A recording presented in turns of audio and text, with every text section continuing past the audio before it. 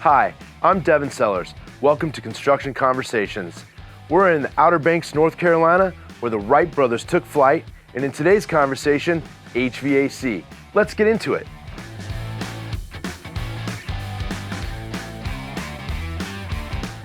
At Mitchell Homes, it's critical that we design the heating and cooling system just right. Mitchell Homes uses a software system called Manual J, where we calculate the square footage of the glass, the square footage of the home, and the ceiling heights to calculate the cubic footage of your home. This data provides proper tonnage for your heating and cooling system. By optimizing the size of the unit, we maximize the efficiency of your HVAC system. So the heating and cooling process of a home is pulling and pushing air. The pushing is the supply, which comes from the heat exchanger.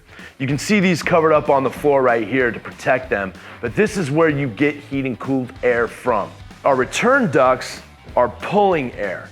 This pulls air back to the heat exchanger. That process is called a cycle time. The least amount of cycle times in your mechanical system, the more efficient your house is working. To help identify a few of the things you will see in your home, this is the location where the air conditioner and the drain line exist. The PVC is the drain line for the heat exchanger. These two small wires, this is the thermostat wire, the copper is the Freon supply line, and this is the condensate line for the air conditioner. All of our attic heat exchangers come with a drip pan and a float switch to ensure that we have no leaks in the rooms below.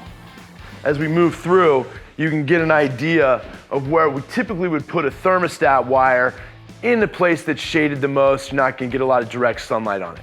Okay, this is gonna be an uncomfortable shot, but most of our air handlers are located in the attic. All of our air handlers are 15.2 SEER.